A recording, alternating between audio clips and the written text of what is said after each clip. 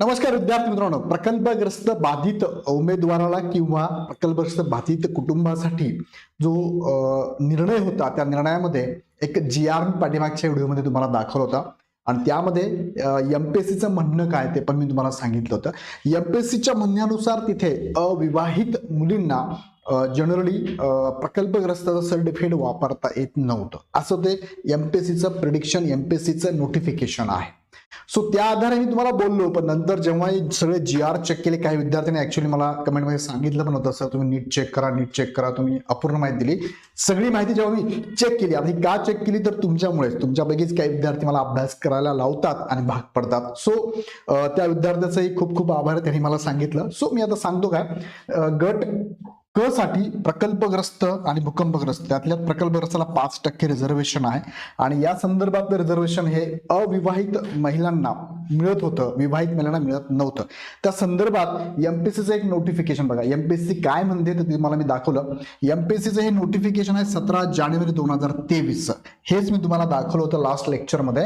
तर कुटुंबात कोणत्या व्यक्तीला याचा फायदा होतो त्यामध्ये मी तुम्हाला सगळंच बोललो. पती किंवा पत्नीला होतो, अज्ञात मुलगे आणि अविवाहित मुली असं तिथे मेन्शन आहे. आता मी तुम्हाला जे पण सांगितलं हे इथे सांगितलेलं आहे, विथ प्रूफ सांगायचा मी प्रयत्न केला. पण विवाहित मुली ज्या होत्या त्या सुद्धा त्यांना सर्टिफिकेट मिळत होतं, त्यांनी काढलं होतं, त्यांनी वापरलं पण, त्यांना रिझर्वेशन मिळालं पण आहे. अशा काही केसेस माझ्याकडे आल्या. हा व्हिडिओ घेतल्यानंतर बऱ्याच विद्यार्थ्यांचे, बऱ्याच पालकांचे फोन आहे.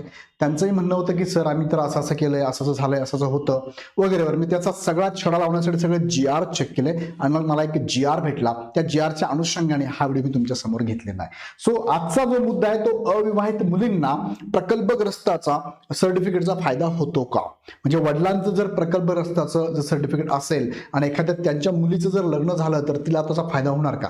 एमपीएससीच्या म्हणण्यानुसार हे होत नव्हतं, जे मी तुम्हाला सांगितलं होतं. एमपीएससी कडे अजूनही हेच लिखित आहे, लिखित स्वरूपात हेच आहे अविवाहित मुलींना. मग आता यावरती एक जी.आर. समोर आला. तो जी.आर. आहे 30 ऑक्टोबर 2001 हा जी.आर. आहे कशा संदर्भातला आहे, प्रकल्पग्रस्त व्यक्तींच्या विवाहित मुलीस किंवा तिच्या मुलांना प्रकल्पग्रस्ताचा दाखला देण्याबाबत. म्हणजे एवढंच नाही, एखादं कुटुंब म्हणजे इथे जर फादर असेल आणि त्यांची जर डॉटर असेल, म्हणजे मी तिला म्हणतो मुलगी असेल, जर ह्या मुलीचं लग्न जर झालं म्हणजे विवाह झालं, विवाहित आहे, तर हिला सुद्धा फायदा होणार. बरोबर, प्रोजेक्ट अफेक्टेडचा हिला सुद्धा फायदा होणार, प्लस हिच्या मुलांना सुद्धा, म्हणजे हिला जे अपत्य असतील ना, ह्या अपत्यांना सुद्धा फायदा होणार असं ह्या जी.आर. मध्ये मेन्शन केलंय. मुलांना, तिच्या मुलांना प्रकल्पग्रस्त दाखला देण्याबाबत, म्हणजे तिला तर होईल, तिच्या मुलांना सुद्धा होणार आहे. नीट लक्षात घ्या. आता शासन निर्णय जो झालाय त्या संदर्भात एक केस कोर्टामध्ये पडली होती, जी केस रवींद्र उद्धव पाटील यांनी टाकली त्यांच्या मुलीसाठी.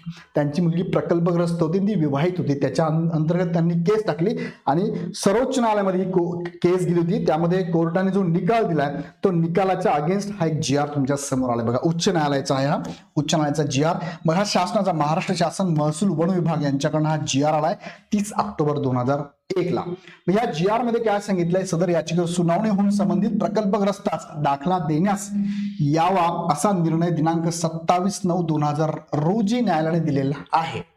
सदर निर्णयास अनुसरून शासन आता असे आदेश देत आहे की प्रकल्पग्रस्त बाधित व्यक्तीने नामनिर्देशित केल्यास तिच्या विवाहित मुलीस किंवा विवाहित मुलीच्या मुलांना प्रकल्पग्रस्ताचे प्रमाणपत्र देण्यात यावे व त्यांना शासकीय नोकरीच्या सवलतीसाठी पात्र ठरवण्यात यावे.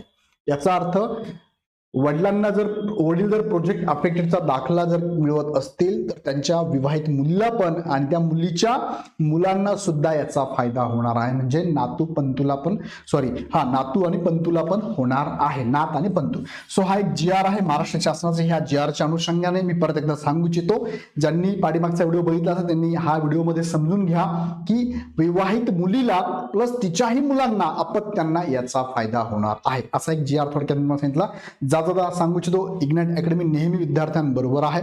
तुमच्या सगळ्या प्रश्नांची उत्तर आम्ही विशेष माहिती काढून देत असतो. लगेच जरी तुमच्या कमेंटला तुमच्या प्रश्न उत्तर देता नाही आले तर आम्ही जी.आर.ची सगळी चाचपणी करतो, सगळी माहिती काढतो, विथ प्रूफ देण्याचा आम्ही प्रयत्न करत असतो. सो त्यामुळे 2 दिवसात याची सगळी माहिती काढून तुमच्या समोर हे जी.आर.चं कात्रण घेऊन तुम्हाला मी शो करतोय की तुम्हाला सुद्धा हे मिळणार आहे. इग्नाइट अकॅडमीनं बरेचसे कोर्सेस त्यापैकी पुढच्या महिन्यात येणारी गट क ची गट ब ची जाहिरात येणार आहे. कंबाईन गट ब गट क त्या संदर्भात इग्नाइट अकॅडमीची बॅच चालू होते 16 फेब्रुवारी पासून अर्जुन 3.0 ची बॅच आहे.